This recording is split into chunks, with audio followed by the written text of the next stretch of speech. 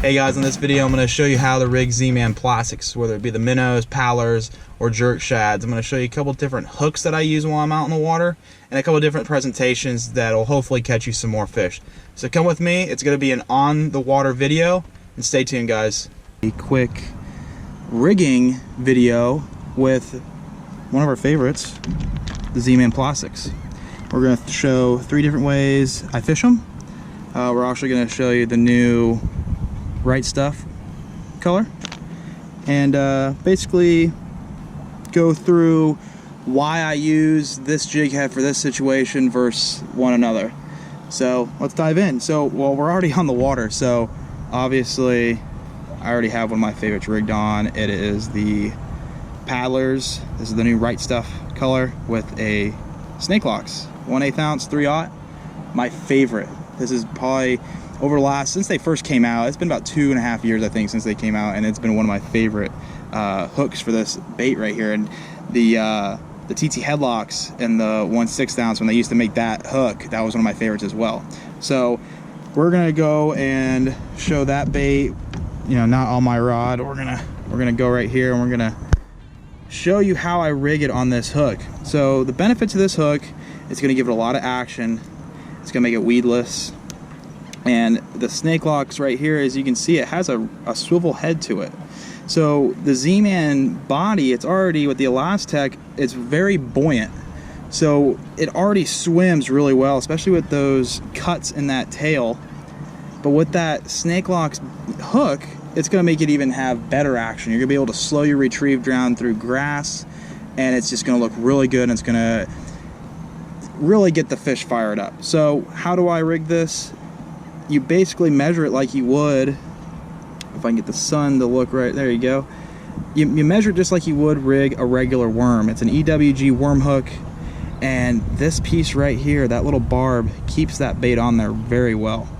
So I'll go in about 1/4 of an inch and slide that down. You'll push that Elastec right over, and since it's the Elastec, it doesn't rip. It stays very well right there on that top part.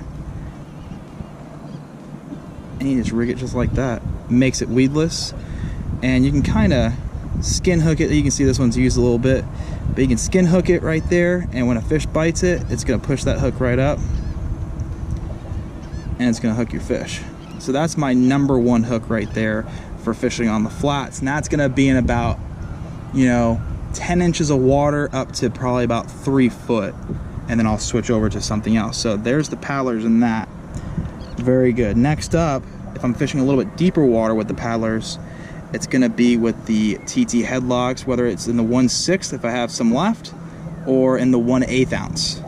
These are one of the best jig heads on the market, and I'm going to show you how to rig that as well. Very similar to the snake locks. You're measuring it up like so. You're going to see it's going to come out about right here, and with the Elastec material, you just kind of poke it out right where you saw it come out there, where I measured it, and you just push it on. You'll feel it kind of click, and there's a very nice rigged bait right there, and that's going to be perfect for a little bit deeper water.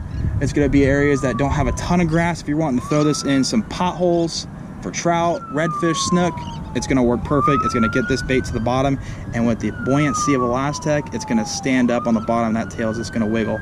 And I like rigging the paddlers with this hook. Now, the next one, it's going to be the minnows.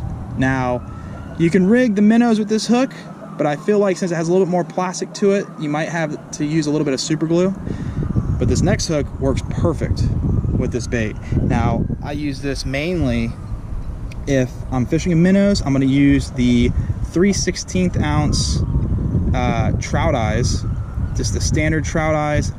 Looks very, very good, and they come in a couple different colors. This is the glow.